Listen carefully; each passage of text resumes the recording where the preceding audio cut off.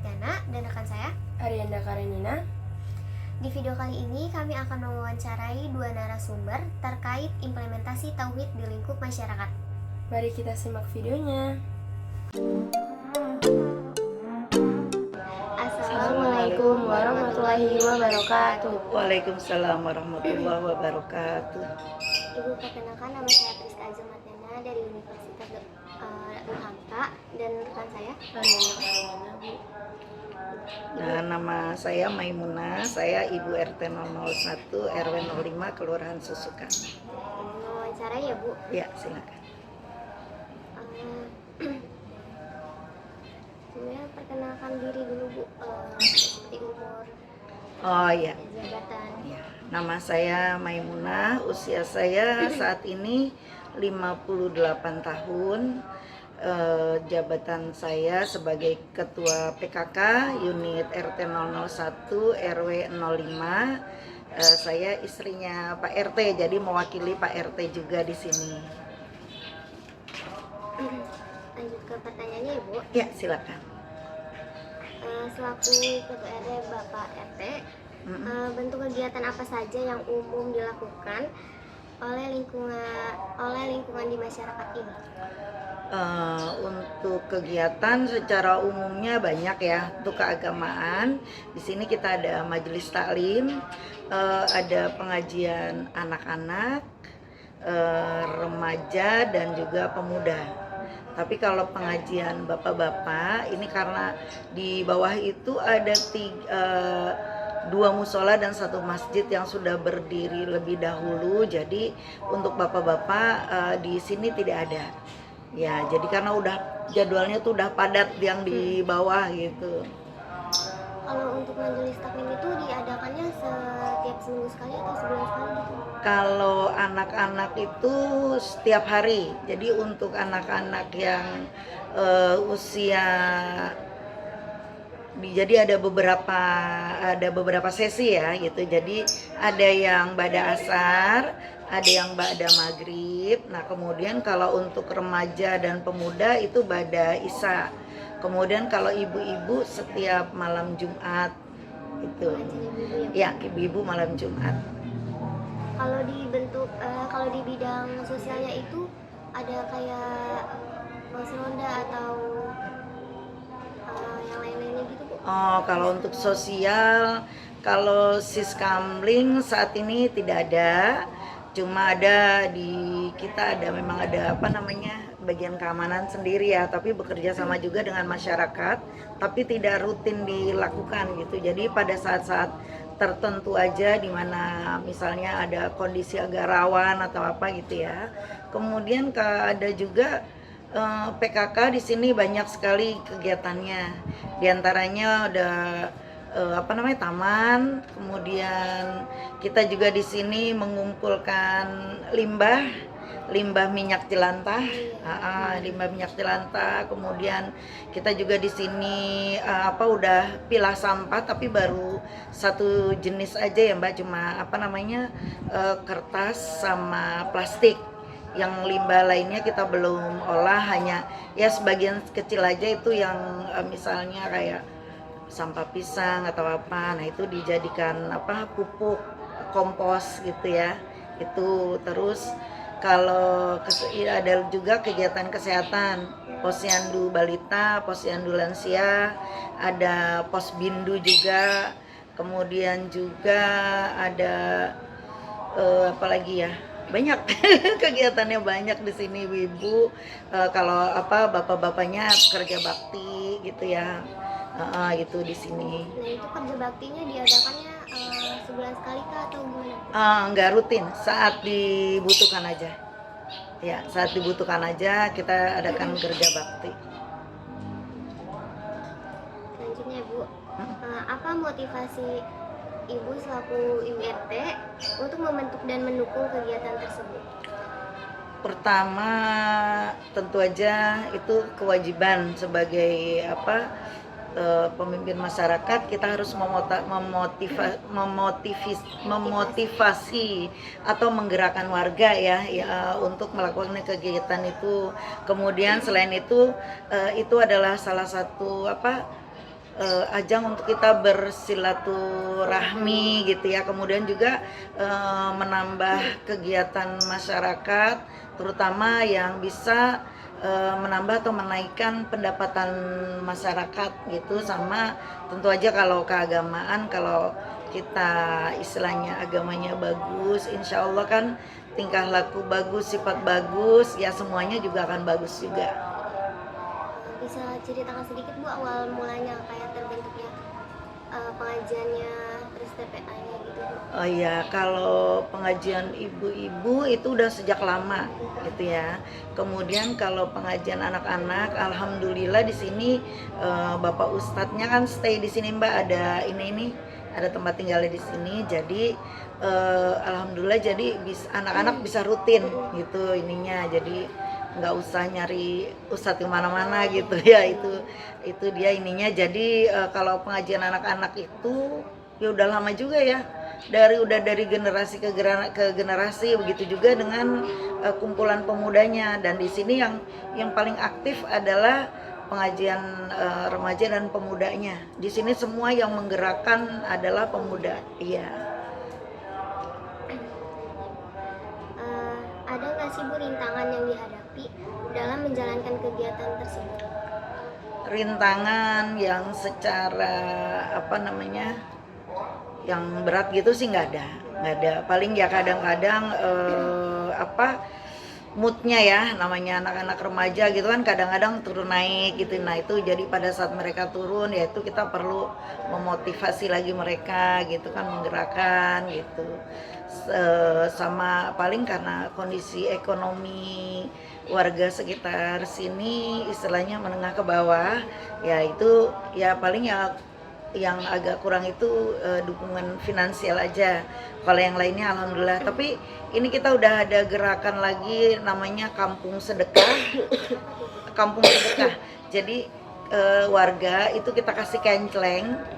Jadi kan kenceleng itu kayak celengan gitu. Nah itu jadi kalau dia misalnya mau sedekah ke sini cuma 1.000-2.000 kan malu ya jalannya dari rumah gitu, kayaknya kok cuma inan segitu, kayaknya perlu effort yang lebih besar kan untuk menaruh segitu aja gitu kan.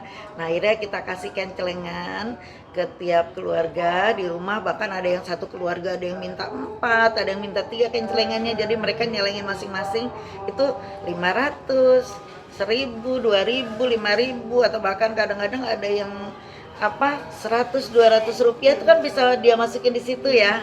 Nah nanti tiap bulan itu kita kita pick up, kita kolek, kemudian dihitung ininya, nanti ada sebagian yang kita belikan sembako, kemudian mereka bisa tebus murah. Nah ada lagi sebagian lagi kita jadikan dana sosial kematian. Kemudian ada lagi program kayak ini kan mau 10 Muharram ya. Nah itu sebagian lagi untuk sedekah ke yatim piatu gitu. Terus untuk duafa gitu, banyak sekali manfaatnya dari celengan sedekah itu.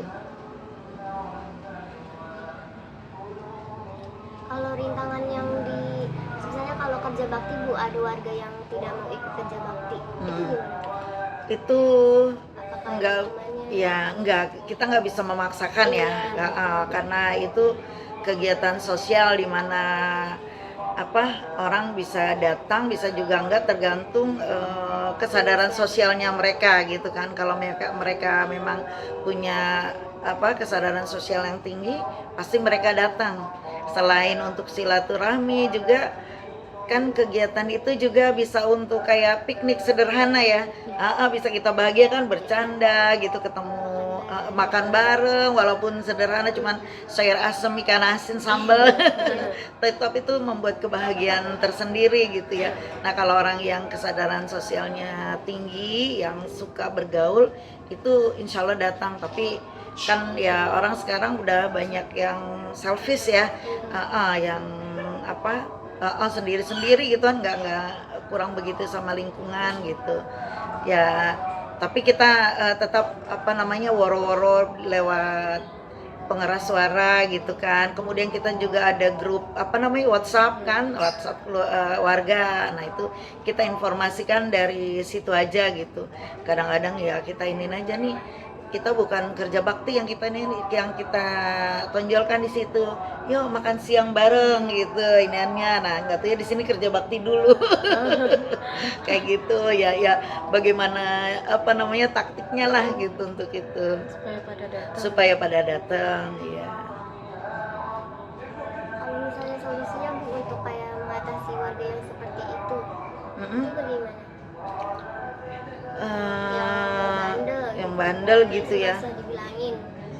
Ya itulah seperti saya bilang tadi, jadi kita nggak bisa memaksakan, nggak bisa kasih mereka punishment apa gitu kan, nggak bisa. Makanya jadi seperti tadi yang saya bilang, kita ininya dengan cara berbeda gitu kan, kita undangnya makan bareng gitu, tapi kita ininya ya ada kerja baktinya juga gitu. Ininya apa itu masuk dalam salah satu solusinya itu gitu. Di sini ya karena ada yang warganya tawuran atau gitu anak-anaknya tawuran gitu guys. Alhamdulillah enggak, anak-anak sini masih apa ya, masih terkendali ya, enggak ada yang seperti itu gitu. Paling kalau misalnya itu mungkin bukan di RT sini ya, tapi di apa namanya di pemakaman kita kan bersebelahan dengan TPU Buddha ya. Nah itu kadang-kadang di situ tuh suka anak-anak entah dari sekolah mana mereka jadi buat apa namanya titik rendezvous-nya di situ, titik apa mereka bertemunya, kumpulnya gitu. Nah kalau anak-anak sininya alhamdulillah mereka semuanya apa namanya masih biasa-biasa aja, nggak ada yang sampai melewati batas. Misalnya kalau terjadi tawuran di anak lain nih, terus di lingkungan ibu sendiri, apa yang ibu lakukan selaku keluarga? Pertama kita apa namanya mengimbau masyarakat untuk masuk ke dalam rumah masing-masing, jangan terlibat di situ karena kita tidak tahu keadaan, apa mereka bawa senjata tajam atau apa segala macam. Jadi lebih baik adalah menyelamatkan diri, masuk ke dalam rumah masing-masing, kemudian kita laporkan ke apa namanya ke kepolisian. Kan kita ada di sini, ada dari kelurahan kan ada ininya, jadi kita kerjasama itu langsung mereka langsung kontak apa darurat, mereka pasti datang. Selanjutnya ya Bu, manfaat apa yang bisa dirasakan masyarakat terkait bentuk kegiatan tersebut? Ya, pertama yaitu jadi apa namanya anak-anak dan remaja itu karena sering ada taklim dan juga bimbingan dari Pak Ustadz itu ya, itu dah makanya di sini tidak ada anak remaja yang melebihi batas gitu ya. Semuanya alhamdulillah sampai dengan saat ini semuanya bergaul apa biasa-biasa saja, tidak ada yang apa namanya nyeleneh atau apa gitu ya. Dan karena di sini yaitu tadi penuh dengan kegiatan. Kita juga kerjasama dengan temennya Mbak nih, sering di sini ada dari UHAMKA. Kemarin ada program bahkan dari Januari sampai Juni akhir itu ada bimbingan belajar untuk anak-anak usia SD. Jadi dari kelas 1 sampai dengan kelas 6, bahkan ada yang anak-anak yang prasekolah di sini yang belajar membaca, menulis, ada menggambar gitu. Kemarin ini sempat 6 bulan dari UHAMKA. Kemudian juga ada pengarahan mengenai pengolahan limbah juga dari dengan UHAMKA. Kemudian pengarahan kesehatan kita kerjasama dengan Akademi Perawat gitu. Jadi kita di sini terbuka dengan kegiatan-kegiatan itu. Jadi kalau ada yang mau mau ada pengarahan, mau ada apa namanya ya semacam itulah gitu ya dari universitas itu kita terima dengan baik di sini, kita fasilitasi di sini gitu. Dan sini masyarakatnya juga terbuka. Oke ya Bu, harapan atau proyeksi Ibu untuk pengembangan kegiatan keagamaan tersebut? kegiatan keagamaan harapannya tentunya lebih banyak lagi warga yang terlibat aktif gitu ya di kegiatan keagamaan ini, sehingga tentunya dengan dengan tauhid ya, dengan tauhid insya Allah segala sesuatu yang kesulitan kehidupan yang kita hadapi saat ini insya Allah bisa bisa dihadapi dengan ketenangan gitu ya, dengan solusi yang kita dapatkan dari tentu aja dari keagamaan sesuai dengan yang telah diajarkan oleh agama gitu. Baik Ibu, cukup sekian. Terima kasih Bu sudah membantu kami. Kurang lebihnya mohon maaf. Wassalamualaikum warahmatullahi wabarakatuh. Waalaikumsalam warahmatullahi wabarakatuh.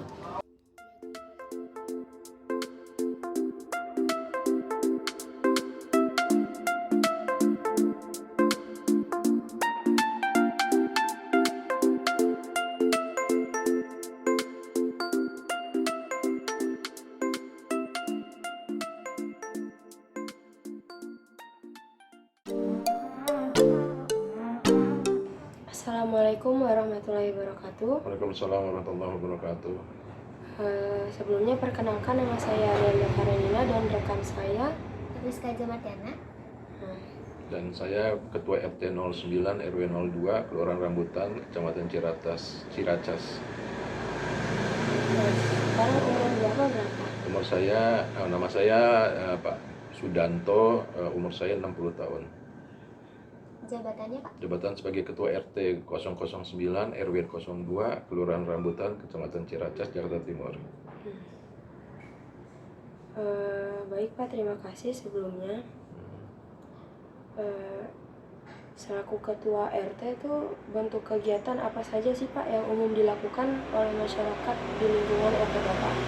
Yang umum dilakukan untuk di kegiatan di RT di lingkungan adalah adalah kerja bakti, rutinitas kerja bakti itu per 3 bulan sekali. Kemudian juga kita adakan juga arisan RT, ya, arisan itu setiap bulan. Tujuannya nggak lain adalah untuk supaya silaturahmi antar warga itu lebih erat lagi. Itu aja tujuannya. Kalau untuk di bidang keamanan gitu Pak, kayak pos ronda, kayak ronda malam atau sistem Ya, gitu ada memang Pak? ada. Kalau untuk lingkungan kita udah ada penjaganya memang, ya, di mana itu jaganya tiap hari, tiap malam, dan juga kita juga ada pos jaganya di lingkungan ini. Itu 20 selama dari mulai jam 9 sampai jam 5 pagi itu dia standby untuk jaga lingkungan gitu.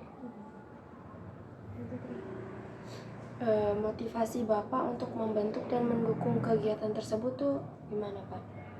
Motivasi saya untuk Mendukung kegiatan tersebut. motivasi saya untuk mendukung kegiatan tersebut ya saya mengayomi masyarakat ya agar mereka peduli terhadap lingkungan, peduli terhadap kegiatan, dan juga supaya yang utamanya adalah supaya kerukunan warga itu lebih baik lagi. Itu tujuannya sih, itu supaya warga-warga juga tidak ada, ya ini kan kompleks ya, banyak warga juga berbagai macam karakter ya, itu kan tidak sama tabiatnya. Jadi dari situ permasalahannya, supaya kalau sering ada pertemuan, rutin pertemuan, otomatis kita lebih akrab lagi dan terhindar dari hal-hal yang kita nggak inginkan gitu, seperti pertengkaran antar warga, antar tetangga, keributan masalah parkir, keributan masalah sampah gitu. Itu yang kita hindari. Motivasi saya itu gitu. Bapak, bisa diceritakan sedikit Bapak gimana bentuk awal serta proses pelaksanaan kegiatan tersebut? Proses awalnya ya kita itu seperti rutinitas, kita beritahukan H-3, kita beritahukan bahwa misalnya contohnya mengerjakan kerja bakti, ya kita undang warga, kita kumpul, dia kita beritahukan membawa alat kerja bakti, ya kita kumpul di tempat di sekolahan atau apa, terus lingkungan mana yang perlu kita kerjakan atau kita bersihkan. Itu aja sih kita himbau. Terus kalau arisan ya memang sama kayak begitu juga, H- berapa kita beritahukan bahwa ada arisan pada malam ini di rumah si Anu gitu. Kayak begitu. Kalau rintangan yang pernah Bapak hadapi saat menjalankan kegiatan tersebut apa Pak? Ya banyak itu kegiatannya, rintangan itu namanya orang suruh kerja bakti itu umumnya susahnya ya karena namanya kerja, apalagi di hari Minggu pagi gitu kan, mereka umumnya malas datang gitu kan. Ya cuman yang biasa kita rangsang mereka dengan apa sih namanya, kita makan bersama, sarapan pagi bersama, itu kita kayak gitu ya, ada kopi bersama, itu mereka terpancing untuk mau datang gitu loh gitu.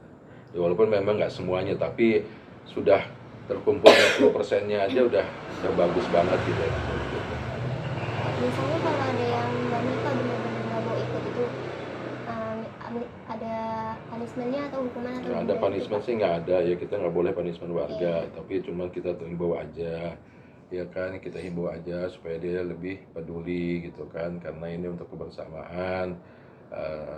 Dan juga kadang-kadang ya mereka juga merasa sadar diri kalau dalam hal pelayanan agak saya sulitkan sedikit gitu loh. Misalnya dia membutuhkan surat pengantar, ya mungkin saya tegur dia gitu loh.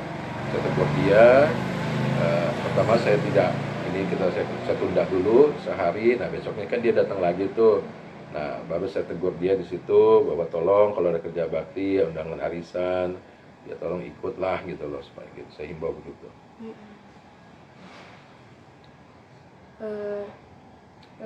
Gimana biasanya tuh Bapak mencari solusi atas rintangan yang muncul dalam kegiatan tersebut? Solusinya saya hanya pendekatan aja terhadap warga tersebut supaya dia ada rasa malu gitu loh, ya kan, supaya dia rasa malu bahwa dia sudah tidak datang tapi masih diperhatikan, kita kerja bakti di depan rumahnya dia ya, supaya dia mau ikut keluar gitu kan, dia akhirnya ada rasa malu juga sehingga akhirnya dia keluar juga kan dari rumah, mau juga ikut kerja bakti gitu.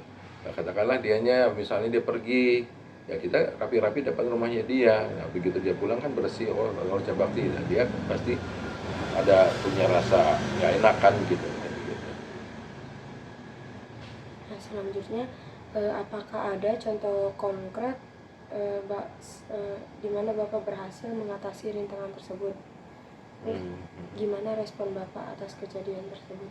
Ya, kalau ya untuk kejadian yang bisa saya atasi kemarin waktu contoh saluran air yang tadinya mampet tergenang tidak ngalir, ya sekarang memang sih kita nggak bisa dengan kerja bakti itu tidak mungkin bisa langsung mengatasi masalah saluran air, karena itu memerlukan tenaga yang lebih banyak lagi, lebih ahli lagi, yaitu sumber daya air. Nah untuk itu, tapi minimal lumpur-lumpur yang ada di dalam di dalam saluran itu bisa kita angkat ya, bisa kita angkat, sampah-sampahnya bisa angkat, walaupun memang airnya memang belum mengalir tapi tidak ada sampahnya kayak begitu. Dan itu kita harus berkoordinasi juga dengan pihak kelurahan untuk meminta tolong sampah-sampah yang udah kita sisihkan itu agar diangkut oleh PPSU gitu. Gitu sih. Selanjutnya, menurut Bapak apa manfaat yang dapat dirasakan oleh masyarakat dalam mengikuti kegiatan tersebut? Manfaatnya itu kebersihan, lingkungan lebih bersih, ya kan, yang tadinya begitu banyak sampah sekarang udah berkurang gitu kan. Terus kemudian juga manfaatnya lebih antar warga juga lebih lebih akrab seperti itu. Tapi memang sih belum 100% berhasil, tapi minimal ada peningkatan lah. Ada peningkatan terhadap kepedulian sesama warga kayak gitu. Nah, yang terakhir nih Pak, apa harapan Bapak atau proyeksi untuk pengembangan kegiatan Harapan saya itu tentunya dukungan dari pemerintah daerah. Kalau andai kata kita mengajukan perbaikan seperti saluran air, tembok-temboknya itu kan udah pada hancur, ya kita harus didukung juga. Ya kan ada namanya musrembang. Nah itu musrembang kita tiap tahun kan kita selalu mengisi apa sih yang diperlukan oleh lingkungan. Contohnya pengapsuran jalan, contohnya tentang perbaikan dinding saluran air, tentang ini apa namanya penerangan jalan. Nah itu harus didukung oleh pemerintah daerah supaya supaya lingkungan juga lebih baik gitu loh. Ya supaya lingkungan lebih baik, lebih bersih dan lebih tertib, gitu aja ya, kita dukungan dari pemerintah daerah. Kalau untuk kegiatan keagamaan di sini tuh, Kegiatan keagamaan memang di sini kita ada musola, di RT saya ada musola, jadi memang di situ ada kegiatan-kegiatan majelis taklim di malam Jumat, ya yasinan, kemudian juga ratiban, ya gitu. Terus kalau di lingkungan RW itu lebih luas lagi, lebih banyak lagi kegiatan-kegiatan pengajian. Kayak begitu.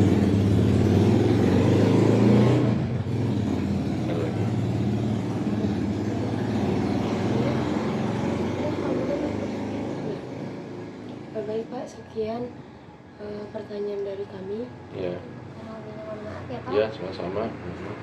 Wassalamualaikum warahmatullahi wabarakatuh. Waalaikumsalam warahmatullahi wabarakatuh. Sekian video dari kami. Mohon maaf apabila banyak kekurangan. Wabillahi taufiq wal hidayah. Wassalamualaikum warahmatullahi wabarakatuh.